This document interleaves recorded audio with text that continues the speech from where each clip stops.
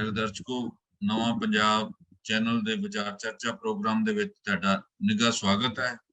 ਇਸ ਪ੍ਰੋਗਰਾਮ ਦੇ ਵਿੱਚ ਮੇਰੇ ਨਾਲ ਪੰਜਾਬ ਯੂਨੀਵਰਸਿਟੀ ਦੇ ਉੱਘੇ ਪ੍ਰੋਫੈਸਰ ਚਿੰਤਕ ਡਾਕਟਰ ਖਾਲਿਦ ਮੁਹੰਮਦ ਨੇ।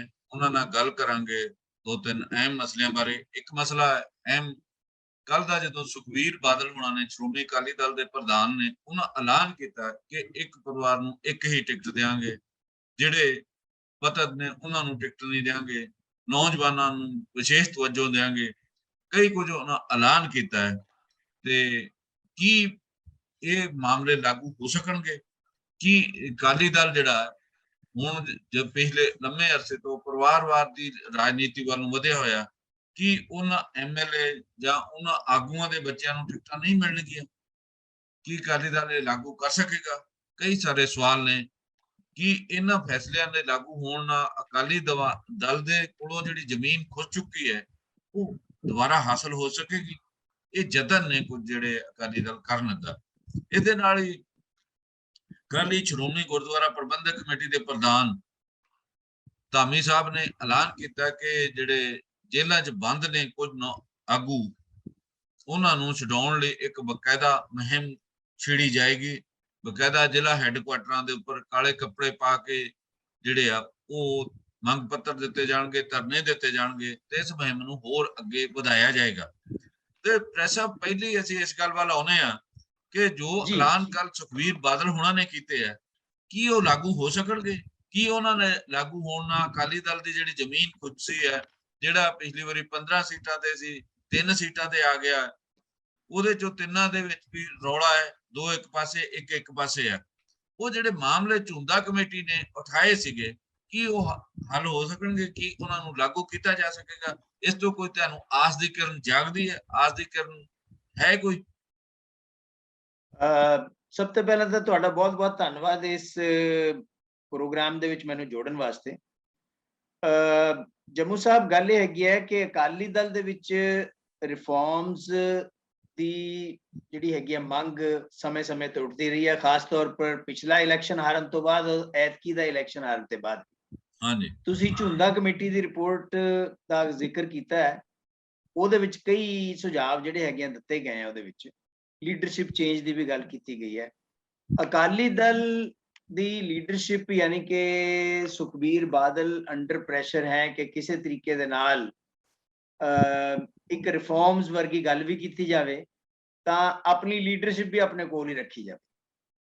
ਉਹ ਤਾਂ ਕਹਿੰਦੇ ਵੀ ਉਹਨਾਂ ਦੀ ਲੀਡਰਸ਼ਿਪ ਬਦਲਣ ਬਾਰੇ ਤਾਂ ਕੁਝ ਆਗੂ ਆ ਜਿਹੜੇ ਸ਼ਗੂਫੇ ਛੱਡ ਰਹੇ, ਕੋਈ ਉਹਨਾਂ ਨੂੰ ਬਦਲਣ ਦੇ ਹੱਕ ਦੇ ਵਿੱਚ ਨਹੀਂ। ਦੇਖੋ, ਗੱਲ ਇਹ ਹੈਗੀ ਹੈ ਕਿ ਪਹਿਲੀ ਗੱਲ ਇਹ ਹੈਗੀ ਹੈ, ਉਹ ਕਹਿੰਦੇ ਜੀ ਕਿ ਜਿਹੜਾ ਪ੍ਰਧਾਨ ਹੋਏਗਾ, ਪ੍ਰੈਜ਼ੀਡੈਂਟ ਹੋਏਗਾ ਅਕਾਲੀ ਦਲ ਦਾ, ਉਹ 2 ਕੰਸੈਕਟਿਵ ਟਰਮਸ ਵਾਸਤੇ ਮੈਕਸਿਮਮ ਹੋ ਸਕਦੇ ਆ।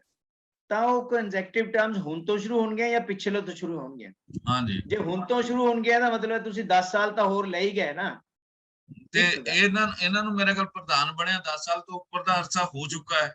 ਮੈਂ ਉਹੀ ਕਹਿ ਰਿਹਾ, ਫਿਰ ਇਹ ਵੀ ਤਾਂ ਫੈਸਲਾ ਕਰਨਾ ਪਏਗਾ ਕਿ ਪਿੱਛੋਂ ਤੋਂ ਹੋਣਾ ਹੈ ਤਾਂ ਹੁਣ ਹੀ ਛੱਡੋ ਤੁਸੀਂ ਪ੍ਰਧਾਨਗੀ, ਜੇ ਅੱਗੇ ਤੋਂ ਕਰਨਾ ਹੈ ਤਾਂ ਮਤਲਬ ਰਿਫਾਰਮਸ ਹੋਏ ਹੀ ਨਹੀਂ, ਪਹਿਲੀ ਚੀਜ਼। ਦੂਸਰੀ, ਤੁਸੀਂ ਕਹਿ ਰਹੇ ਹੋ ਕਿ ਜਿਹੜੇ ਪਤਿਤ ਸਿੱਖ ਹੈ ਜਾਂ ਜਿਨ੍ਹਾਂ ਦਾ ਚਿਹਰਾ ਮੋਹਰਾ ਸਿੱਖੀ ਦਾ ਨਹੀਂ ਹੈ, ਉਹਨਾਂ ਨੂੰ ਅਸੀਂ ਅਹੁਦਿਆਂ ਤੇ ਅਕਾਲੀ ਦਲ ਦੇ ਨਹੀਂ ਲਾਵਾਂਗੇ। ਅਕਾਲੀ ਦਲ ਪਿਛਲੇ ਕੁਝ ਅਰਸੇ ਤੋਂ, ਕੁਝ ਸਾਲਾਂ ਤੋਂ ਆਪਣੇ ਆਪ ਨੂੰ ਇੱਕ ਸੈਕੂਲਰ ਇਮੇਜ, ਜਿਹਦੇ ਵਿੱਚ ਹਿੰਦੂ ਜਿਹੜੇ ਹੈਗੇ ਆ ਜਾਂ ਦੂਸਰੀ ਕਮਿਊਨਿਟੀ ਦੇ ਲੋਕ ਵੀ ਅਹੁਦੇਦਾਰ ਹੈ, ਉਹ ਕਰਦਾ ਰਿਹਾ। ਅਗਰ ਇਹ ਗੱਲ ਹੁੰਦੀ ਹੈ ਤਾਂ ਉਹਦਾ ਕਾਊਂਟਰ ਪ੍ਰੋਡਕਟਿਵ ਵੀ ਹੋਏਗਾ। ਕਾਊਂਟਰ ਪ੍ਰੋਡਕਟਿਵ ਇਹ ਹੋਏਗਾ ਕਿ ਤੁਸੀਂ ਦੇਖਿਆ ਹੋਣਾ 1996 ਦੇ ਵਿੱਚ ਅਕਾਲੀ ਦਲ ਨੇ ਮੋਗੇ 'ਚ ਕਾਨਫਰੰਸ ਕੀਤੀ ਸੀਗੀ। ਉਹਦੇ ਵਿੱਚ ਪਾਰਟੀ ਨੂੰ ਇਸ ਪਾਸੇ ਵੱਲ ਤੋਰਨ ਦਾ ਫੈਸਲਾ ਕੀਤਾ ਸੀ, ਸੈਕੂਲਰ ਬਣਾਉਣ ਦੀ ਦਿਸ਼ਾ ਦੇ ਵਿੱਚ ਅੱਗੇ ਵਧੇ ਸੀ। ਤੇ ਇਹ ਜੋ ਸੁਖਬੀਰ ਹੁਣੇ ਇਹ ਕਹਿ ਰਹੇ, ਉਹਦੀ ਰਿਵਰਸਲ ਨਹੀਂ ਹੋਏਗਾ? ਮੈਂ ਉਹੀ ਕਹਿ ਰਿਹਾ ਕਿ ਅਗਰ ਤੁਸੀਂ ਇਹ ਫੈਸਲਾ ਲੈਣੇ ਹੋ ਔਰ ਇਹਨੂੰ ਇੰਪਲੀਮੈਂਟ ਕਰਦੇ ਹੋ, ਕਿ ਦੂਸਰੀ ਕਮਿਊਨਿਟੀਜ਼ ਕਹਿਣਗੀਆਂ ਕਿ ਸਾਡੇ ਵਾਸਤੇ ਤਾਂ ਇਸ ਪੋਲੀਟੀਕਲ ਪਾਰਟੀ ਦੇ ਵਿੱਚ ਕੋਈ ਜਗ੍ਹਾ ਹੀ ਨਹੀਂ ਹੈ, ਤਾਂ ਨੈਚੁਰਲੀ ਇੱਕ ਰਿਵਰਸ ਫੈਸਲਾ ਵੀ ਹੋਏਗਾ ਔਰ ਤੁਸੀਂ ਫਿਰ ਆਪਣੇ ਆਪ ਨੂੰ ਆਈਸੋਲੇਟ ਕਰੋਗੇ। ਉਸ ਵੇਲੇ ਆਈਸੋਲੇਟ ਕਰੋਗੇ ਜਿਸ ਵੇਲੇ ਤੁਹਾਡਾ ਜਿਹੜਾ ਕੋਰ ਵੋਟ ਬੈਂਕ ਹੈ, ਯਾਨੀ ਕਿ ਰੂਰਲ ਪ੍ਰੈਜ਼ੈਂਟਰੀ, ਜਿਹੜੀ ਕਿ ਤੁਹਾਨੂੰ ਹਮੇਸ਼ਾ ਤੇ ਪੰਥ ਦੇ ਨਾਂ ਤੇ ਵੋਟ ਪਾਉਂਦੀ ਰਹੀ ਹੈ, ਉਹ ਜਿਹੜੀ ਹੈਗੀ ਹੈ ਹਜੇ ਤੁਹਾਡੇ ਪਰ ਵਿਸ਼ਵਾਸ ਕਰਨ ਵਾਸਤੇ ਤਿਆਰ ਨਹੀਂ ਹੈ। ਤੁਸੀਂ ਬਾਕੀ ਕਮਿਊਨਿਟੀਜ਼ ਵੀ ਆਪਣੇ ਤੋਂ ਨਖੇੜ ਲਓ। ਤਾਂ ਇਸ ਸਿਚੁਏਸ਼ਨ ਦੇ ਵਿੱਚ ਤਾਂ ਤੁਹਾਡੀ ਜਿਹੜੀ ਲੋਕਾਂ ਦੇ ਵਿੱਚ ਪੈਠ ਹੈ ਹੋਰ ਜ਼ਿਆਦਾ ਡਿਪਲੀਟ ਹੋਏਗੀ, ਹੋਰ ਜ਼ਿਆਦਾ ਘਟੇਗੀ। ਇਹ ਚੀਜ਼ ਦਾ ਇਹਦਾ ਇੱਕ ਕਾਊਂਟਰ ਪ੍ਰੋਡਕਟਿਵ ਹੈ। ਦੂਸਰੀ 2-3 ਹੋਰ ਗੱਲਾਂ ਉਹਨਾਂ ਨੇ ਕਹੀਆਂ, ਉਹ ਹੈਗਾ ਕਿ ਯੂਥ ਨੂੰ ਅਸੀਂ 50% ਜਗ੍ਹਾ ਦੇਵਾਂਗੇ। ਹਾਂਜੀ, ਯੂਥ ਨੂੰ 50% ਜਗ੍ਹਾ ਦੇਣ ਦੀ ਗੱਲ ਤਾਂ ਬੜੀ ਅੱਛੀ ਹੈ, ਲੇਕਿਨ ਐਟ ਦਾ ਸੇਮ ਟਾਈਮ ਇਹ ਵੀ ਦੇਖਣਾ ਪਏਗਾ ਕਿ ਕਿਆ ਤੁਸੀਂ ਯੂਥ ਨੂੰ ਜਗ੍ਹਾ ਦੇਣ ਦੇ ਪਿੱਛੇ ਜਿਹੜੇ ਸੀਜ਼ਨਡ ਬੰਦੇ ਹੈਗੇ ਆ, ਜਿਨ੍ਹਾਂ ਨੇ ਉਮਰਾਂ ਗਾਲਤੀਆਂ ਅਕਾਲੀ ਦਲ ਦੇ ਨਾਲ ਲੱਗ ਕੇ, ਕਿਆ ਉਹਨਾਂ ਦੀ ਕਾਸਟ ਤੇ ਤਾਂ ਨਹੀਂ ਹੋਏਗਾ? ਇਹ ਵੀ ਦੇਖਣਾ ਪਏਗਾ, ਇੱਕ ਬੈਲੈਂਸ ਬਣਾ ਕੇ ਚੱਲਣਾ ਪਏਗਾ। ਉਸ ਤੋਂ ਬਾਅਦ ਉਹਨਾਂ ਨੇ ਸੋਈ ਦੀ ਗੱਲ ਕੀਤੀ ਹੈ, ਯੂਥ ਅਕਾਲੀ ਦਲ ਦੀ ਗੱਲ ਕੀਤੀ ਹੈ, ਇਹ ਕੁਝ ਗੱਲਾਂ ਕੀਤੀਆਂ। ਇਹ ਤਾਂ ਹੈਗਾ ਉਹਨਾਂ ਦੀ ਜਿਹੜੀ ਕੱਲ ਦੀ ਪ੍ਰੈਸ ਕਾਨਫਰੰਸ ਹੈ। ਹੁਣ ਮੈਂ ਤੁਹਾਨੂੰ ਇੱਕ ਗੱਲ ਦੱਸਦਾ ਕਿ ਇਸ ਵੇਲੇ ਜੋ ਸਿਚੁਏਸ਼ਨ ਅਕਾਲੀ ਦਲ ਦੀ ਹੈ, ਜਿਹਦੇ ਵਿੱਚ ਤੁਸੀਂ ਆਪ ਹੀ ਕਿਹਾ ਕਿ 3 MLA ਉਹਨਾਂ ਦੇ ਹੈਗੇ, ਤੇ ਅਗਰ 3 MLA ਵੀ ਤੁਹਾਡੇ ਕਹੇ ਤੇ ਵੋਟ ਪਾਉਣ ਵਾਸਤੇ ਤਿਆਰ ਨਹੀਂ ਹਨ, ਉਹਦੇ ਨਾਲ ਇਹ ਹੈਗਾ ਵੀ ਤੁਹਾਨੂੰ ਸਭ ਤੋਂ ਪਹਿਲਾਂ ਤਾਂ ਲੋਕਾਂ ਦੇ ਵਿੱਚ ਜਾ ਕੇ, ਲੋਕਾਂ ਦੇ ਵਿੱਚ ਵਿਚਰ ਕੇ, ਉਸ ਤੁਹਾਡੀ ਆਪਣੀ ਪੁਰਾਣੀ ਜਿਹੜੀ ਇੱਕ ਰੀਜਨਲ ਪੋਲੀਟੀਕਲ ਪਾਰਟੀ ਦੇ ਵਾਂਗੂ ਤੁਸੀਂ ਕੰਮ ਕਰਦੇ ਖੇਤਰੀ ਪਾਰਟੀ ਦਾ ਜਿਹੜਾ ਔਰ ਮਾਮਲਾ ਉਹ ਸੀ, ਖੇਤਰੀ ਪਾਰਟੀ ਦੇ ਹੁੰਦੇ ਹੋਏ ਤੁਸੀਂ ਆਪਣੇ ਫੈਡਰਲ ਸਟਰਕਚਰ ਦੇ ਚਾਹਵਾਨ ਸੀਗੇ, ਉਹਦੇ ਵੋਟਰੀ ਸੀਗੇ, ਉਹਦੇ ਇੱਛੁਕ ਸੀਗੇ। ਉਹਦੇ ਵਾਸਤੇ ਤੁਸੀਂ ਚਾਹੇ ਅਨੰਦਪੁਰ ਸਾਹਿਬ ਰੈਜ਼ੋਲੂਸ਼ਨ ਲਿਆਂਦਾ, ਚਾਹੇ ਮਤੇ ਪਾਸ ਕੀਤੇ, ਉਸ ਚੀਜ਼ ਪਰ ਵਾਪਸ ਜਾਣਾ ਪਏਗਾ। ਇਹ ਵੀ ਵਾਪਸ ਜਾਣਾ ਪਏਗਾ। ਦੇਖੋ, ਅਗਰ ਕੋਈ ਖੇਤਰੀ ਪਾਰਟੀ ਕਿਸੇ ਨੈਸ਼ਨਲ ਪਾਰਟੀ ਦੇ ਨਾਲ ਜੁੜ ਕੇ ਆਪਣਾ ਅਸਤਿਤਵ ਤੇ ਆਪਣੀ ਆਈਡੀਓਲੋਜੀ ਦੇ ਉੱਪਰ ਕੰਪਰੋਮਾਈਜ਼ ਕਰਦੀ ਹੈ, ਤਾਂ ਨੈਚੁਰਲੀ ਉਹਨੂੰ ਖੋਰਾ ਲੱਗਣਾ ਹੀ ਲੱਗਣਾ। ਔਰ ਇਹ ਚੀਜ਼ ਅਕਾਲੀ ਦਲ ਨਾਲ ਵੀ ਹੋਇਆ। ਅਕਾਲੀ ਦਲ ਨੇ ਜਾਂ ਉਹਨਾਂ ਦੀ ਲੀਡਰਸ਼ਿਪ ਨੇ ਸੱਤਾ ਦੇ ਵਿੱਚ ਆਉਣ ਵਾਸਤੇ, ਕੇਂਦਰ ਦੇ ਵਿੱਚ ਸੱਤਾ ਦੇ ਭਾਗੀਦਾਰ ਹੋਣ ਵਾਸਤੇ, ਐਂਟੀ ਕਾਂਗਰਸਿਜ਼ਮ ਜਿਹੜਾ ਇੱਕ ਨਾਰਾ ਸੀਗਾ, ਉਹਨੂੰ ਅੱਗੇ ਵਧਾਉਂਦੇ ਹੋਏ ਉਹਨਾਂ ਨੇ ਕਰਤਾ ਲੈਤਾ ਕਿ ਨੈਸ਼ਨਲ ਪਾਰਟੀ ਨਾਲ ਜੁੜ ਗਏ ਔਰ ਨੈਸ਼ਨਲ ਪਾਰਟੀ ਦੇ ਲੀਡਰਾਂ ਦੇ ਨਾਂ ਤੇ ਆਪਣੇ ਵਾਸਤੇ ਵੋਟਾਂ ਮੰਗੀਆਂ। ਉਹ ਜਿਹੜੀ ਚੀਜ਼ ਹੈ ਉਹ ਲੋਕਾਂ ਨੂੰ ਹਜ਼ਮ ਨਹੀਂ ਹੋ ਰਹੀ। ਇਸੇ ਤਰੀਕੇ ਦੇ ਨਾਲ ਜਿਹੜੇ 2-3 ਕਾਂਡ ਹੋਏ ਪਿਛਲੇ ਇਲੈਕਸ਼ਨ, ਪਿਛਲੀ ਜਿਹੜੀ ਸਰਕਾਰ ਸੀਗੀ ਉਹਦੇ ਵਿੱਚ, ਚਾਹੇ ਬਰਗਾੜੀ ਲੈ ਲਓ, ਚਾਹੇ ਬਹਿਬਲ ਕਲਾਂ ਲੈ ਲਓ, ਵਗੈਰਾ ਇਮੋਸ਼ਨਲ ਹੈਗੇ ਆ ਮੁੱਦੇ, ਉਹਨਾਂ ਪਰ ਵੀ ਲੋਕਾਂ ਦਾ ਹਜੇ ਤੱਕ ਵਿਸ਼ਵਾਸ ਜਿਹੜਾ ਹੈਗਾ ਉਹ ਅਕਾਲੀ ਦਲ ਦੀ ਲੀਡਰਸ਼ਿਪ ਦੇ ਨਾਲ ਨਹੀਂ ਬਣ ਰਿਹਾ, ਜਿਹਦੀ ਵਜ੍ਹਾ ਕਰਕੇ ਹੀ ਆਪਾਂ ਦੇਖ ਰਹੇ ਹਾਂ ਕਿ ਪਹਿਲਾਂ ਤੁਸੀਂ ਸੱਤਾ ਤੋਂ ਲੋਕਾਂ ਨੇ ਆਪੋਜੀਸ਼ਨ ਪਾਰਟੀ ਵੀ ਨਹੀਂ ਬਣਾਇਆ ਪਿਛਲੇ, ਉਹਦੇ ਵਿੱਚ ਐਤਕੀ ਵਾਰੀ ਤੁਸੀਂ ਤੁਹਾਨੂੰ 3 ਸੀਟਾਂ ਦੇ ਕੇ ਬਿਠਾਤਾ। ਆਪੋਜੀਸ਼ਨ ਦਾ ਡਾਕਟਰ ਸਾਹਿਬ, ਆਪੋਜੀਸ਼ਨ ਦਾ ਪਿਛਲੀ ਵਾਰੀ ਵੀ ਨਹੀਂ ਸੀ, ਆਪੋਜੀਸ਼ਨ ਦਾ ਆਮ ਆਦਮੀ ਪਾਰਟੀ ਸੀ। ਇਹ ਉਹਦੇ ਤੋਂ ਪਿੱਛੇ ਕਹਿ ਰਿਹਾ ਨਾ ਵੀ ਤੁਹਾਨੂੰ ਲੋਕਾਂ ਨੇ ਆਪੋਜੀਸ਼ਨ ਵੀ ਨਹੀਂ ਬਣਾਇਆ ਪਿਛਲੀ ਵਾਰੀ, ਔਰ ਐਤਕੀ ਤਾਂ ਬਿਲਕੁਲ ਹੀ 3 ਤੇ ਲੈ ਕੇ ਸਮੇਟਤਾ। ਤਾਂ ਸਭ ਤੋਂ ਪਹਿਲਾਂ ਲੋਕਾਂ ਦਾ ਮਨ 3 ਤੇ ਲੈ ਕੇ ਜਾਣ ਬਾਰੇ ਤਾਂ ਬਲਵੰਤ ਸਿੰਘ ਰਾਮੂ ਵਾਲੀਆ ਜਿਹੜੇ ਸਾਬਕਾ ਮੰਤਰੀ, ਉਹਨਾਂ ਦੀਆਂ ਬੜੀਆਂ ਤਲਖ ਟਿੱਪਣੀਆਂ ਨੇ। ਉਹ ਕਹਿੰਦੇ ਬੰਦੇ ਦੀ ਮੌਤ ਹੋ ਜਾਏ, 4 ਬੰਦੇ ਚਾਹੀਦੇ ਉਹਨੂੰ ਲਿਜਾਣ ਲਈ ਵੀ ਬਣੀਆਂ ਚ। ਚਲੋ ਤਾਂ ਉਹਨਾਂ ਦੀ ਆਪਣੀ ਗੱਲ ਹੈ, ਉਹ ਆਪ ਕਿੱਥੇ ਸਟੈਂਡ ਕਰਦੇ ਆ ਉਹ ਵੀ ਤਾਂ ਆਪਾਂ ਦੇਖਦੇ ਆ ਨਾ। ਹਾਂਜੀ ਹਾਂਜੀ, ਉਹਨਾਂ ਨੇ ਕਿੰਨੇ ਦਲ ਬਦਲੇ ਆ ਤੇ ਉਹਨਾਂ ਨੇ ਕਿਸ ਤਰੀਕੇ ਦੇ ਨਾਲ ਕਿਹੜੀ ਪਾਰਟੀ ਨੂੰ ਧੋਖੇ ਦਿੱਤੇ ਆ ਜਾਂ ਆਪਣੇ ਉਹਦੇ ਵਾਸਤੇ, ਉਹਦੇ ਵਿੱਚ ਆਪਾਂ ਨਹੀਂ ਜਾਂਦੇ, ਅੱਜ ਦਾ ਵਿਸ਼ਾ ਨਹੀਂ ਹੈ। ਲੇਕਿਨ ਅੱਜ ਦਾ ਜਿਹੜਾ ਮੇਨ ਵਿਸ਼ਾ ਹੈਗਾ ਕਿ ਅਕਾਲੀ ਦਲ ਨੂੰ ਸੀਰੀਅਸ ਐਫਰਟ ਕਰਨੀ ਪਏਗੀ ਆਪਣੇ ਆਪ ਨੂੰ ਦੁਬਾਰਾ ਇੱਕ ਫਾਈਟਿੰਗ ਫੋਰਸ, ਇੱਕ ਪੋਲੀਟੀਕਲ ਫੋਰਸ ਬਣਾਉਣ ਵਾਸਤੇ।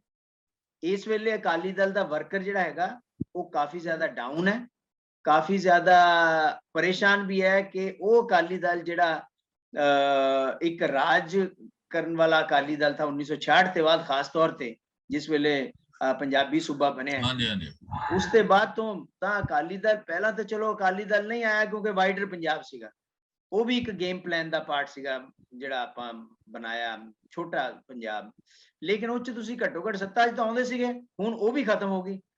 ਹੁਣ ਤੁਸੀਂ ਦੱਸੋ ਵੀ ਕੱਲ ਨੂੰ ਜੇ SGPC ਵੀ ਤੁਹਾਡੇ ਹੱਥੋਂ ਚਲੀ ਗਈ ਤਾਂ ਫੇਰ ਤੁਸੀਂ ਕੀ ਕਰੋਗੇ? ਫੇਰ ਤਾਂ ਬਿਲਕੁਲ ਹੀ ਖਤਮ ਹੋ ਜਾਏਗਾ, ਕਿਉਂਕਿ SGPC ਦਾ ਅਕਾਲੀ ਦਲ ਦੀ ਲੀਡਰਸ਼ਿਪ ਦੇ ਨਾਲ ਕਾਫੀ ਤਾਲਮੇਲ ਆਪਾਂ ਦੇਖ ਹੀ ਰਹੇ ਹਾਂ। ਇਹ ਚੀਜ਼ਾਂ ਕਿਉਂ ਖਿਚੜੀ ਹੋਈ ਨੇ ਜੀ। ਬਿਲਕੁਲ। ਤਾਂ ਉਸ ਚੀਜ਼ ਨੂੰ ਜੇ ਸਾਹਮਣੇ ਰੱਖਦੇ ਹੋਏ ਅਗਰ ਆਪਾਂ ਕਹੀਏ ਕਿ ਕੌਸਮੈਟਿਕ ਢੰਗ ਦੇ ਨਾਲ ਕੁਝ ਚੇਂजेस ਕਰਕੇ ਆਪਾਂ ਕਹਾਂਗੇ ਲਓ ਜੀ ਰਿਫਾਰਮ ਆ ਗਏ ਆ, ਹੁਣ ਆਪਾਂ ਅੱਗੇ ਵਧੀਏ। ਨਹੀਂ, ਪਹਿਲਾਂ ਲੋਕਾਂ ਦੇ ਵਿੱਚ ਜਾਓ, ਲੋਕਾਂ ਦੇ ਵਿੱਚ ਵਿਚਰੋ, ਲੋਕਾਂ ਨੂੰ ਆਪਣੀ ਗੱਲ ਦੱਸੋ, ਲੋਕਾਂ ਦੀ ਗੱਲ ਸੁਣੋ। ਆਮ ਜਿਹੜੀ ਅਕਾਲੀ ਦਲ ਹੈ ਉਹ ਕਦੇ ਵੀ ਮਹਿਲਾਂ ਦੀ ਪਾਰਟੀ ਨਹੀਂ ਸੀਗੀ, ਉਹ ਸੜਕਾਂ ਦੀ ਪਾਰਟੀ ਸੀ, ਉਹ ਖੇਤਾਂ ਦੀ ਪਾਰਟੀ ਸੀ, ਉਹ ਮੋਰਚਿਆਂ ਦੀ ਪਾਰਟੀ ਸੀ। ਮੇਰਾ ਖਿਆਲ ਪ੍ਰੈਸ ਸਾਹਿਬ ਮਹਿਲਾ ਦੀ ਪਾਰਟੀ ਬਣਨ ਕਰਕੇ ਇਹਨਾਂ ਨੂੰ ਇਹ ਜਿਹੜੀ ਨੌਬਤ ਹੈ ਇਸ ਨੌਬਤ ਨੂੰ ਪਹੁੰਚਿਆ। ਇਹੀ ਨੌਬਤ ਇਸੇ ਕਰਕੇ ਆਈ ਹੈ, ਇਸੇ ਕਰਕੇ ਲੋਕਾਂ ਦੇ ਵਿੱਚ ਜੰਮੂ ਸਾਹਿਬ ਅਕਾਲੀ ਦਲ ਦਾ ਇਹ ਕਦੇ ਚਿਹਰਾ ਥਾ ਹੀ ਨਹੀਂ ਜਿਹੜਾ ਚਿਹਰਾ ਬਣ ਗਿਆ। ਔਰ ਜਿਹਦੀ ਵਜ੍ਹਾ ਫਿਰ ਪਰਿਵਾਰਵਾਦ ਆ ਗਿਆ। ਤੁਸੀਂ ਇੱਕੋ ਪਰਿਵਾਰ ਦੇ ਬੰਦੇ ਜਿਹੜੇ ਹੈਗੇ ਆ ਉਹੀ ਪਾਰਟੀ ਦੇ ਵਿੱਚ ਵੀ ਅੱਛੀਆਂ ਪੋਸਟਾਂ ਤੇ ਹੈ, SGPC ਦੇ ਵਿੱਚ ਵੀ ਕੁਝ ਨੂੰ ਭੇਜ ਦਿੱਤਾ, ਕੁਝ ਨੂੰ ਸੱਤਾ ਦੇ ਵਿੱਚ ਰੱਖ ਲਿਆ, ਕੁਝ ਨੂੰ ਮੰਤਰੀ ਬਣਾ ਲਿਆ, ਕੁਝ ਨੂੰ MP ਬਣਾ ਲਿਆ। ਉਹ ਸਾਰੀਆਂ ਚੀਜ਼ਾਂ ਵੀ ਲੋਕ ਦੇਖ ਰਹੇ ਸੀਗੇ। ਤਾਂ ਉਹ ਜਿਹੜੀ ਪਰਿਵਾਰਵਾਦ ਸੀਗਾ ਉਹਦੇ ਅਗੇਂਸਟ ਵੀ ਲੋਕਾਂ ਦੇ ਵਿੱਚ ਇੱਕ ਬਹੁਤ ਵੱਡਾ ਰੋਸ ਸੀਗਾ ਕਿ ਇਹ ਤਾਂ ਬਜਾਏ ਇਸ ਦੇ ਕਿ ਪੰਥ ਦੀ ਸੇਵਾ ਕਰਨ, ਲੋਕਾਂ ਦੀ ਸੇਵਾ ਕਰਨ, ਜਿਵੇਂ ਕਿ ਕਲੇਮ ਕਰਦੇ ਆ ਹਾਂਜੀ, ਉਸ ਚੀਜ਼ ਦੀ ਬਜਾਏ ਤਾਂ ਆਪਣੇ ਪਰਿਵਾਰ ਦੀ ਸੇਵਾ ਕਰ ਰਹੇ ਆ। ਤਾਂ ਉਹਦਾ ਖਮਿਆਜ਼ਾ ਭੁਗਤਣਾ ਪਿਆ। ਉਹ ਸਾਰੇ ਨੂੰ ਨਫੀ ਕਰਨਾ ਪਏਗਾ, ਦੁਬਾਰਾ ਤੇ ਸੋਚਣਾ ਪਏਗਾ ਇਹਨਾਂ ਨੂੰ ਕੀ ਸਟ੍ਰੈਟਜੀ ਬਣਾਈਏ ਤਾਂ ਕਿ ਲੋਕਾਂ ਦਾ ਦਿਲ ਜਿੱਤ ਸਕੀਏ। ਸੋ ਇਹਨਾਂ ਨੇ ਵੈਸੇ ਜਿਹੜੀ ਝੂੰਦਾ ਕਮੇਟੀ ਦੀ ਰਿਪੋਰਟ ਆ ਉਹਨਾਂ ਦਾ ਦਾਅਵਾ ਸੀਗਾ ਕਿ ਅਸੀਂ ਮਤਲਬ ਪੰਜਾਬ ਦੇ 100 ਦੇ ਵੱਧ ਹਲਕਿਆਂ ਦੇ ਵਿੱਚ ਗਏ ਆ, ਲੋਕਾਂ ਦੀਆਂ ਜਿਹੜੀਆਂ ਜੇ ਐਸਪੀਰੇਸ਼ਨ ਆ, ਲੋਕਾਂ ਦੇ ਜਿਹੜੇ ਸੁਝਾਅ ਅਸੀਂ ਉਹ ਸ਼ਾਮਲ ਕਰਕੇ ਕਮੇਟੀ ਬਣਾਏ ਨੇ, ਅੱਗੇ ਸਿਫਾਰਸ਼ਾਂ ਕੀਤੀਆਂ ਨੇ। ਤੇ ਜੋ ਸਿਫਾਰਸ਼ਾਂ ਉਹਨਾਂ ਕਿਹਾ ਵੀ ਲੀਡਰਸ਼ਿਪ ਬਦਲਣੀ ਚਾਹੀਦੀ, ਲੀਡਰਸ਼ਿਪ ਬਦਲਣ ਦੇ ਮੁੱਦੇ ਦੇ ਉੱਪਰ ਤਰ੍ਹਾਂ ਦੇ ਜਿਹੜੀਆਂ ਗੱਲਾਂ ਹੋ ਰਹੀਆਂ। ਤੇ ਜਿਹੜਾ ਇੱਕ ਪਾਰਟੀ ਇੱਕ ਪਰਿਵਾਰ ਇੱਕ ਟਿਕਟ ਉਹ ਕਿਵੇਂ ਦੇਣਗੇ? ਮੰਨ ਲਓ ਪ੍ਰੋਫੈਸਰ ਚੰਦੂ ਮਾਜਰਾ, ਉਹਨਾਂ ਨੂੰ ਆਪ ਵੀ ਟਿਕਟ ਉਹਨਾਂ ਚੋਣ ਲੜੀ ਸੀ, ਉਹਨਾਂ ਦੇ ਬੇਟੇ ਨੇ ਵੀ ਲੜੀ ਸੀਗੀ। ਇਸੇ ਤਰੀਕੇ ਨਾਲ ਬਲਵਿੰਦਰ ਸਿੰਘ ਭੁੰਦੜ ਹੈ, ਇਸੇ ਤਰੀਕੇ ਨਾਲ ਕਈ ਹੋਰ ਨੇ। ਇਹਨਾਂ ਦਾ ਆਪਣਾ ਪਰਿਵਾਰ ਹੈ, ਇੱਕ ਪਾਰਟੀ ਇੱਕ ਟਿਕਟ ਦਾ ਫੈਸਲਾ ਲਾਗੂ ਕਰ ਸਕੇਗਾ ਅਕਾਲੀ ਦਲ। ਇਸੇ ਸੁਖਬੀਰ ਬਾਦਲ ਨੇ, ਉਹ ਤੇ ਉਹਨਾਂ ਦੀ ਪਤਨੀ ਜਿਹੜੀ ਹਰਸਿਮਰਤ ਕੌਰ ਬਾਦਲ, ਉਹ ਦੋਨੇ ਇਸ ਵੇਲੇ ਲੋਕ ਸਭਾ ਦੇ ਮੈਂਬਰ ਨੇ। ਤੇ ਇਹ ਫੈਸਲਾ ਕਦੋਂ ਤੋਂ ਲਾਗੂ ਕਰਨਗੇ ਜੇ ਉਹ ਜਿਹੜੇ ਪਹਿਲਾਂ ਬਣੇ ਆ ਉਹਦੇ ਚ ਕੀ ਹੋਏਗਾ?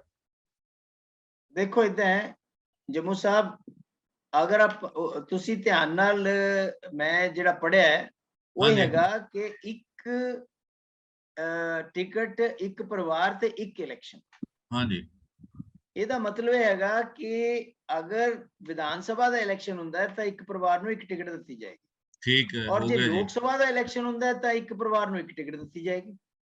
ਇਹਦਾ ਮਤਲਬ ਹੈ ਇੱਕ ਪਰਿਵਾਰ ਦੇ ਵਿੱਚੋਂ ਇੱਕ ਨੂੰ ਟਿਕਟ ਵਿਧਾਨ ਸਭਾ ਦੀ ਦਿੱਤੀ ਜਾ ਸਕਦੀ ਹੈ, ਇੱਕ ਨੂੰ ਲੋਕ ਸਭਾ ਦੀ ਦਿੱਤੀ ਜਾ ਸਕਦੀ ਹੈ। ਇਹ ਤਾਂ ਨਹੀਂ ਕਿਹਾ ਗਿਆ ਕਿ ਉਹਨਾਂ ਨੇ ਕਿਹਾ ਇੱਕ ਇਲੈਕਸ਼ਨ, ਇੱਕ ਪਰਿਵਾਰ, ਇੱਕ ਟਿਕਟ।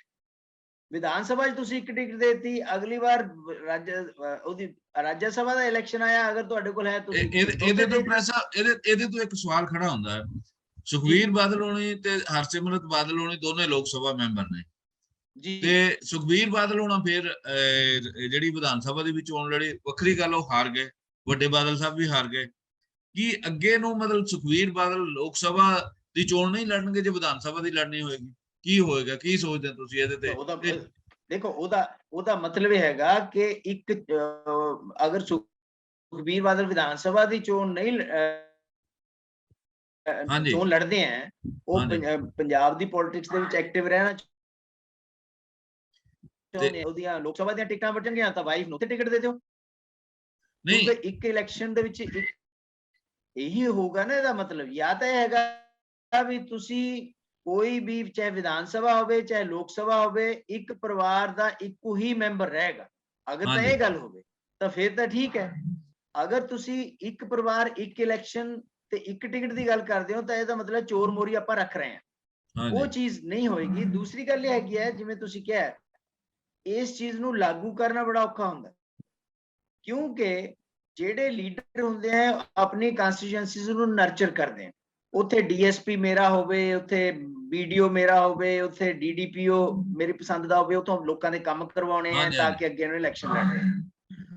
ਉਹਦੇ ਵਿੱਚ ਪਾਰਟੀਆਂ ਦੇ ਜਿਹੜੇ ਵੱਡੇ ਲੀਡਰ ਹੁੰਦੇ ਆ, ਦੋ ਹਲਕੇ ਜਿਹੜੇ ਹੈਗੇ ਆ ਉਹਨਾਂ ਨੂੰ ਆਪਣੇ ਵਾਸਤੇ ਸੀਂਚਦੇ ਆ, 4 ਸਾਲ 5 ਸਾਲ 2 ਸਾਲ। ਫਿਰ ਜਦ ਵਾਰੀ ਆਉਂਦੀ ਹੈ ਦੇਖਿਆ ਵੀ ਟਿਕਟ ਮਿਲਣੀ ਹੈ, ਚੱਲ ਇੱਕ ਬੇਟੇ ਨੂੰ ਦਵਾਤੀ, ਕਾਪ ਲੈ ਲਈ ਟਿਕਟ। ਇਸ ਤਰ੍ਹਾਂ ਹੁੰਦਾ ਹੈ। ਹੁਣ ਉਸ ਸਿਚੁਏਸ਼ਨ ਦੇ ਵਿੱਚ ਕੋਈ ਵੀ ਲੀਡਰ ਆਪਣੀ ਟਰਫ ਨੂੰ ਛੱਡਣ ਵਾਸਤੇ ਤਿਆਰ ਨਹੀਂ ਹੋਊਗਾ। ਉਹ ਅਗਰ ਮੈਂ ਇਲੈਕਸ਼ਨ ਲੜ ਰਿਹਾ ਤਾਂ ਮੈਂ ਕਹੂੰਗਾ ਵੀ ਮੇਰੇ ਭਰਾ ਜਿਹੜਾ ਹੈਗਾ ਉਹ ਤਾਂ ਮੇਰਾ ਪਰਿਵਾਰ ਨਹੀਂ ਹੈ, ਉਹ ਤਾਂ ਸੈਪਰੇਟ ਪਰਿਵਾਰ ਹੈ, ਉਹਦੇ ਬੇਟੇ ਨੂੰ ਟਿਕਟ ਦੇ ਦਿਓ। ਇਸ ਕਰਕੇ ਇਹਦੇ ਬਾਰੇ ਕਲੀਅਰ ਕੱਟ ਸੋਚਣਾ ਪਏਗਾ ਔਰ ਦੱਸਣਾ ਪਏਗਾ ਕਿ ਇਹਦਾ ਟੋਟਲ ਮਤਲਬ ਕੀ ਹੈ। ਇਹ ਨਹੀਂ ਹੈ ਵੀ ਤੁਸੀਂ ਚੋਰ ਮੋਰੀਆਂ ਰੱਖ ਕੇ ਫੇਰ ਉਹੀ ਗੱਲ ਕਰੋ, ਉਹੀ ਮਤਲਬ ਹੈ ਬੰਦਰ ਵੰਡ ਕਰੋ, ਜਿਹੜੀ ਕਿ ਜਿਹਦੇ ਵਾਸਤੇ ਹੁਣ ਆਪਾਂ ਜਾਣੇ ਜਾਂਦੇ। ਇਹਦੇ ਨਾਲ ਹੀ ਤਾਂ ਡਾਕਟਰ ਸਾਹਿਬ ਇਹ ਵੀ ਤਾਂ ਕਰਨਾ ਪਏਗਾ, ਜਿਹੜੀ ਫੈਡਰਲਿਜ਼ਮ ਦੇ ਉੱਪਰ ਅਕਾਲੀ ਦਲ ਨੇ ਛੱਡਿਆ ਹੈ ਮਤਲਬ ਆਪਣਾ ਸਾਰਾ ਮਾਮਲਾ, ਉਹਦੇ ਬਾਰੇ ਵੀ ਤਾਂ ਪਹੁੰਚ ਅਪਣਾਉਣੀ ਪਏਗੀ ਨਾ। ਉਹਦੇ ਲਈ ਵੀ ਤਾਂ ਫਾਈਟ ਕਰਨਾ ਪਏਗਾ। ਜੋ ਪਿਛਲੇ ਸਮੇਂ ਦੇ ਵਿੱਚ ਰਾਜਾਂ ਦੇ ਮਾਮਲਿਆਂ ਦੇ ਉੱਪਰ ਬਹੁਤ ਹਮਲੇ ਹੋਏ ਆ, ਉਹ ਪਹੁੰਚ ਬਾਰੇ ਵੀ ਤਾਂ ਸੋਚਣਾ ਪਏਗਾ ਨਾ। ਉਹ ਵੀ ਇਕੱਲਾ ਥੋੜੇ ਜਿਹੇ ਰਿਫਾਰਮ ਟਾਕੀਆਂ ਲਾਉਣ ਨਾਲ ਮੇਰਾ ਨਹੀਂ ਖਿਆਲ ਇਹਨਾਂ ਦਾ ਮਸਲਾ ਹੱਲ ਹੋਣ ਲੱਗਾ। ਇਹਨਾਂ ਨੂੰ ਕੁਝ ਸਿਧਾਂਤਕ ਫੈਸਲੇ ਜਿਹੜੇ ਆ ਪੱਕੇ ਤੌਰ ਤੇ ਕਰਨੇ ਹੀ ਪੈਣਗੇ। ਦੇਖੋ ਗੱਲ ਇਹ ਹੈਗੀ ਹੈ ਜੰਮੂ ਸਾਹਿਬ, ਆਪਾਂ ਨੂੰ ਪਤਾ ਵੀ ਅਕਾਲੀ ਦਲ ਨੇ ਕਿਸੇ ਜਗ੍ਹਾ ਕਿਵੇਂ ਵੋਟਾਂ ਪਾਈਆਂ, ਕਿਸੇ ਜਗ੍ਹਾ ਕਿਵੇਂ ਵੋਟਾਂ ਪਾਈਆਂ। 370 ਦੇ ਮਸਲੇ ਦੇ ਉੱਪਰ ਹਾਂਜੀ ਵੋਟਾਂ ਜਿਹੜੀਆਂ ਸੀਗੀਆਂ ਉਹਨੂੰ ਸਪੋਰਟ ਕੀਤਾ, 370 ਦੀ ਐਬਰੋਗੇਸ਼ਨ ਨੂੰ, 335 ਏ ਦੀ ਐਬਰੋਗੇਸ਼ਨ। ਹਾਂਜੀ ਹਾਂਜੀ ਹੁਣ ਰੀਸੈਂਟਲੀ ਆਪਣੇ ਰਾਸ਼ਟਰਪਤੀ ਦੇ ਇਲੈਕਸ਼ਨ ਦੇ ਵਿੱਚ ਪ੍ਰਧਾਨ ਆਪਣੇ ਵਾਈਸ ਪ੍ਰੈਜ਼ੀਡੈਂਟ ਦੀ ਚੋਣ ਵਗੈਰਾ ਦੇ ਵਿੱਚ ਉਹਨਾਂ ਨੇ ਬੀਜੇਪੀ ਦੇ ਨਾਲ ਵੋਟਾਂ ਪਾਈਆਂ ਜਾਂ ਐਨਡੀਏ ਦੇ ਨਾਲ ਵੋਟਾਂ ਪਾਈਆਂ। ਕਈ ਜਗ੍ਹਾ ਦੇ ਉੱਪਰ ਤੁਸੀਂ ਕਹਿੰਦੇ ਹੋ ਜੀ ਅਸੀਂ ਫੈਡਰਲ ਸਟਰਕਚਰ ਵਾਸਤੇ ਖੜੇ ਹਾਂ, ਲੇਕਿਨ ਜੇ ਤੁਸੀਂ ਖੜੇ ਹੋ ਤਾਂ ਉਹ ਕਿਤੇ ਨਾ ਕਿਤੇ ਡੈਮੋਨਸਟ੍ਰੇਟ ਵੀ ਹੋਣਾ ਚਾਹੀਦਾ, ਦਿਸਣਾ ਵੀ ਚਾਹੀਦਾ ਵੀ ਹਾਂ ਵੀ ਤੁਸੀਂ ਖੜੇ ਹੋ।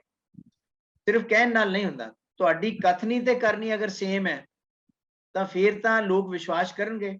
ਅਗਰ ਤੁਸੀਂ ਕਈ ਕੁਝ ਜਾਣਦੇ ਹੋ, ਕਰੀ ਕੁਝ ਜਾਣਦੇ ਹੋ, ਤਾਂ ਨੈਚੁਰਲੀ ਉਹਦਾ ਜਿਹੜਾ ਹੈਗਾ ਲੋਕਾਂ ਦੇ ਪ੍ਰਭਾਵ ਪੈਂਦਾ। ਇਸ ਕਰਕੇ ਅਕਾਲੀ ਦਲ ਨੂੰ ਕਲੀਅਰ ਕੱਟ, ਕਿਉਂਕਿ ਜਿਵੇਂ ਤੁਸੀਂ ਦੱਸਿਆ ਕਿ ਫੈਡਰਲ ਢਾਂਚੇ ਨੂੰ ਬਹੁਤ ਵੱਡੀ ਢਾਹ ਲੱਗੀ ਹੈ ਪਿਛਲੇ ਕੁਝ ਸਮੇਂ ਦੇ ਵਿੱਚ, ਡੈਫੀਨੇਟਲੀ ਢਾਹ ਲੱਗੀ ਹੈ। ਸੈਂਟਰਲਾਈਜੇਸ਼ਨ ਆਫ ਪਾਵਰਸ ਬਹੁਤ ਜ਼ਬਰਦਸਤ ਤਰੀਕੇ ਦੇ ਨਾਲ ਹੋਈ ਹੈ। ਖਾਸ ਤੌਰ ਪਰ ਇਹ ਪੈਂਡੈਮਿਕ ਦੇ ਦਿਨਾਂ ਦੇ ਵਿੱਚ ਤਾਂ ਬਿਲਕੁਲ ਹੀ ਸਭ ਕੁਝ ਕੇਂਦਰ ਦੇ ਹੱਥ ਦੇ ਵਿੱਚ ਆ ਗਿਆ। ਹਾਂਜੀ ਡਿਜ਼ਾਸਟਰ ਮੈਨੇਜਮੈਂਟ ਐਕਟ ਦਾ ਸਹਾਰਾ ਲੈ ਕੇ ਕੇਂਦਰ ਨੇ ਹਰ ਉਹ ਫੈਸਲਾ ਕੀਤਾ, ਔਰ ਇਹਨਾਂ ਦਿਨਾਂ ਦੇ ਵਿੱਚ ਹੀ ਤੁਸੀਂ ਬੜੇ ਤਰ੍ਹਾਂ ਦੇ ਕਾਨੂੰਨ ਵੀ ਲਾਗੂ ਕਰਤੇ, ਬੜੇ ਤਰ੍ਹਾਂ ਦੇ ਆਰਡੀਨੈਂਸ ਵੀ ਲਾਗੂ ਕਰਤੇ ਜਿਹੜੇ ਕਿ ਫੈਡਰਲਿਜ਼ਮ ਦੇ ਅਗੇਂਸਟ ਸੀਗੇ। ਔਰ ਉਹਦੇ ਅਗੇਂਸਟ ਕਿਸੇ ਵੀ ਰੀਜਨਲ ਪੋਲੀਟੀਕਲ ਪਾਰਟੀ ਨੇ ਆਵਾਜ਼ ਨਹੀਂ ਚੱਕੀ। ਮਮਤਾ ਬੈਨਰਜੀ ਬੋਲਦੀ ਰਹੀ ਹੈ ਜਾਂ ਕੇਸੀਆਰ ਵਗੈਰਾ ਹੁਣ ਬੋਲਣ ਲੱਗੇ ਆ। ਅਦਰਵਾਈਜ਼ ਅਕਾਲੀ ਦਲ ਵੱਲੋਂ ਕੋਈ ਇਸ ਤਰ੍ਹਾਂ ਦੀ ਬਹੁਤ ਵੱਡੀ ਮੁਹਿੰਮ ਨਹੀਂ ਖੜੀ ਕੀਤੀ ਗਈ ਕਿ ਅਸੀਂ ਇਹਨਾਂ ਦੀ ਵਿਰੋਧਤਾ ਕਰਦੇ ਹਾਂ। ਉਸ ਚੀਜ਼ ਨੂੰ ਦੁਬਾਰਾ ਹਾਸਲ ਕਰਨ ਵਾਸਤੇ ਅਕਾਲੀ ਦਲ ਨੂੰ ਮੁੜ ਮੋਰਚਿਆਂ ਦੀ ਪਾਰਟੀ ਬਣਨਾ ਪਏਗਾ। ਲੋਕਾਂ ਨੂੰ ਵਿਸ਼ਵਾਸ ਦਿਲਾਉਣਾ ਪਏਗਾ ਕਿ ਹਾਂ ਵਾਕਈ ਅਸੀਂ ਸੰਘਾਤਮਕ ਢਾਂਚਾ ਜਿਹੜਾ ਹੈਗਾ ਉਹਨੂੰ ਕਾਇਮ ਰੱਖਣ ਦੇ ਹੱਕ ਦੇ ਵਿੱਚ ਹੈ ਤੇ ਉਹਦੇ ਵਾਸਤੇ ਅਸੀਂ ਸਟਰਗਲ ਕਰ ਰਹੇ ਹਾਂ।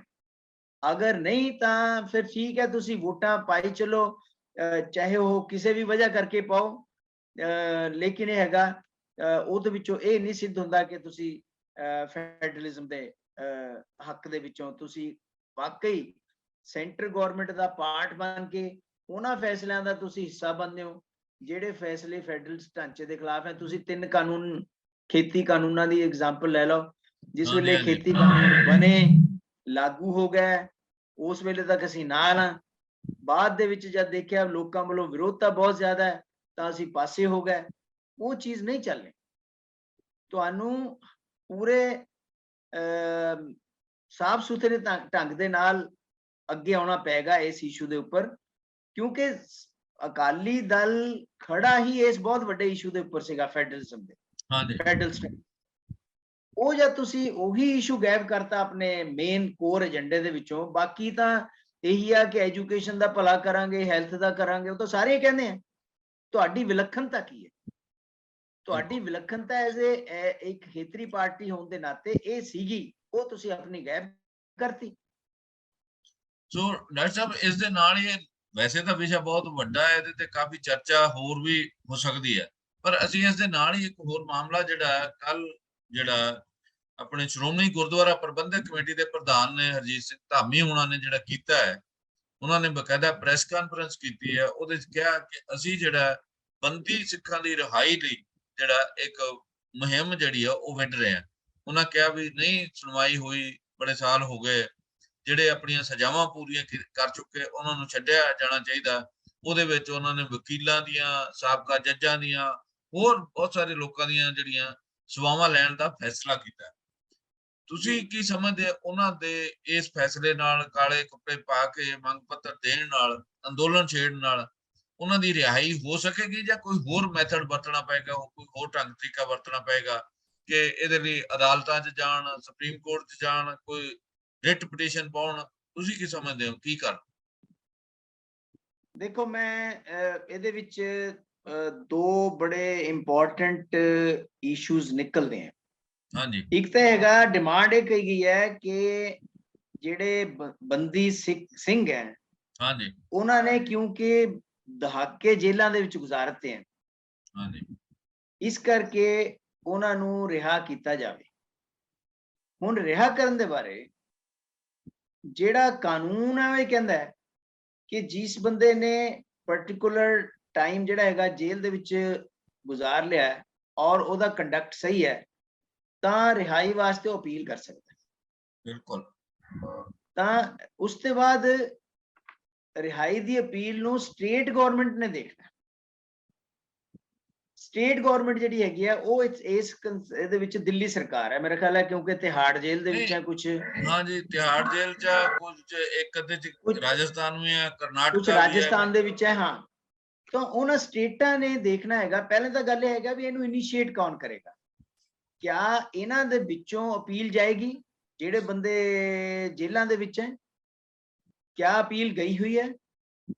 ਔਰ ਉਹਦੇ ਉੱਪਰ ਦਿੱਲੀ ਵਾਲੀ ਅਪੀਲ ਦਾ ਤਾਂ ਵਾਹਵਾ ਚਰਚਾ ਹੋਇਆ, ਚੋਣਾਂ ਦੇ ਵਿੱਚ ਵੀ ਇਸ਼ੂ ਬਣਿਆ ਸੀ, ਚੋਣਾਂ ਤੋਂ ਬਾਅਦ ਵੀ ਇਸ਼ੂ ਬਣਿਆ ਸੀਗਾ ਉਸ ਦੇ ਬਾਵਜੂਦ, ਹਾਂਜੀ ਉਸ ਦੇ ਬਾਵਜੂਦ ਵੀ ਕੋਈ ਫੈਸਲਾ ਨਹੀਂ ਹੋਇਆ।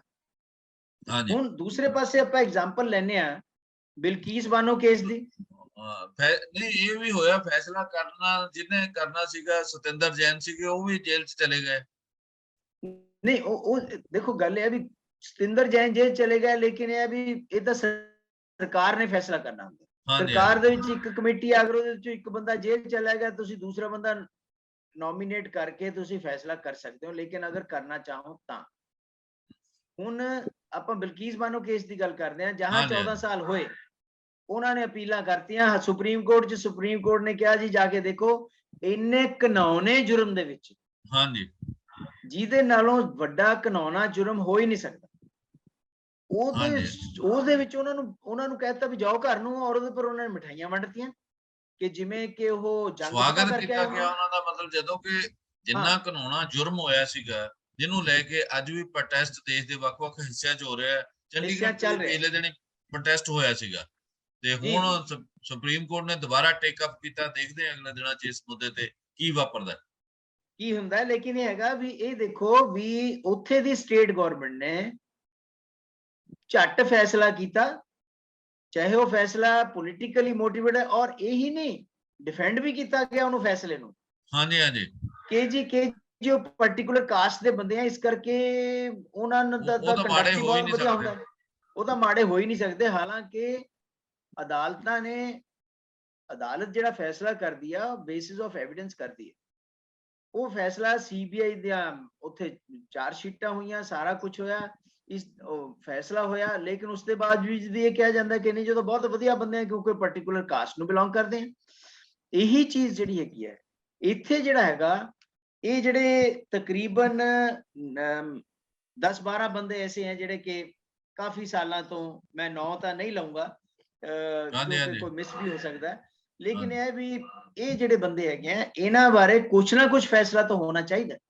ਬਿਲਕੁਲ ਕੋਈ ਫੈਸਲਾ ਦੇਖੋ, ਅਦਾਲਤ ਜਾਣ, ਇਹਦੇ ਵਿੱਚ ਐਜੀਟੇਸ਼ਨ ਨਾਲ ਕੁਝ ਨਹੀਂ ਹੋਣਾ। ਐਜੀਟੇਸ਼ਨ ਤਾਂ ਇੱਕ ਪੁਆਇੰਟ ਆਫ ਵਿਊ ਰੱਖਣ ਦਾ ਤਰੀਕਾ ਹੁੰਦਾ ਹੈ ਪਬਲਿਕ ਡੋਮੇਨ ਦੇ ਵਿੱਚ। ਗੱਲ ਇਹ ਹੈ ਵੀ ਲੀਗਲ ਲੜਾਈ ਲੀਗਲ ਢੰਗ ਦੇ ਨਾਲ ਵੀ ਲੜੀ ਜਾਵੇ, ਔਰ ਮੈਨੂੰ ਲੱਗਦਾ ਹੈ ਕਿ ਇਹਦਾ ਕੋਈ ਨਤੀਜਾ ਨਿਕਲ ਸਕਦਾ ਹੈ ਅਗਰ ਦੋਨੇ ਤਰੀਕੇ ਅਪਣਾਉਣ, ਲੀਗਲ ਵੀ ਅਪਣਾਉਣ, ਦੂਜਾ ਵੀ ਅਪਣਾਉਣ, ਫੇਰ ਮੇਰੇ ਖਿਆਲ ਸ਼ਾਇਦ ਦੇਖੋ ਜਿਹੜਾ ਤਾਂ ਜੰਮੂ ਸਾਹਿਬ ਤਰੀਕਾ ਹੈਗਾ ਐਜੀਟੇਸ਼ਨ ਦਾ ਜਾਂ ਇਹ ਤਰੀਕਾ ਹੈਗਾ ਲੋਕਾਂ ਦੇ ਵਿੱਚ ਆਵਾਜ਼ ਉਠਾਉਣ ਦਾ, ਅਵੇਅਰਨੈਸ ਲਿਆਉਣ ਦਾ ਵੀ ਇੱਕ ਮੁੱਦਾ ਇੰਪੋਰਟੈਂਟ ਮੁੱਦਾ ਹੈ। ਲੇਕਿਨ ਅਸਲ ਫੈਸਲਾ ਜਿਹੜਾ ਹੈਗਾ ਉਹ ਲੀਗਲੀ ਹੋਣਾ ਹੈ, ਹਾਂਜੀ ਕਿਉਂਕਿ ਕਾਨੂੰਨੀ ਚਾਰਾਜੋਈ ਦੇ ਵਿੱਚ ਹੀ ਸਾਰਾ ਕੁਝ ਨਿਕਲਣਾ ਹੈ। ਕਿਉਂਕਿ ਨੈਚੁਰਲੀ ਅਗਰ ਸੁਪਰੀਮ ਕੋਰਟ ਨੇ ਕਨਵਿਕਟ ਕੀਤਾ ਹੋਇਆ ਹੈ ਤਾਂ ਉੱਥੇ ਤੱਕ ਜਾਏਗਾ ਇਹ ਕੇਸ, ਉੱਥੋਂ ਫਿਰ ਡਾਇਰੈਕਸ਼ਨਾਂ ਹੋਣਗੀਆਂ, ਉਹਦੇ ਵਿੱਚ ਉਸੇ ਤਰੀਕੇ ਦੇ ਨਾਲ ਸਟੇਟ ਗਵਰਨਮੈਂਟਾਂ ਜਿਹੜੀਆਂ ਹੈਗੀਆਂ ਉਹ ਕਰਨਗੀਆਂ। ਲੇਕਿਨ ਉਹਦੇ ਵਾਸਤੇ ਵਿਲ ਹੋਣੀ ਚਾਹੀਦੀ ਹੈ। ਮੈਂ ਕਹੀ ਚੱਲਾਂ ਜੀ ਕਿ ਮੈਂ ਤਾਂ ਹਿਤੈਸ਼ੀ ਹਾਂ ਇਸ ਕਮਿਊਨਿਟੀ ਦਾ, ਮੈਂ ਤਾਂ ਹਿਤੈਸ਼ੀ ਹਾਂ ਇਸ ਕਾਸਟ ਦਾ, ਇਦਾਂ ਨਹੀਂ ਗੱਲ ਬਣਨੀ। ਉਹੀ ਗੱਲ ਆ ਗਈ ਵੀ ਤੇ ਕਥਨੀ ਤੇ ਕਰਨੀ ਕੀ ਹੈ। ਠੀਕ ਇਹ ਚੀਜ਼ पर है।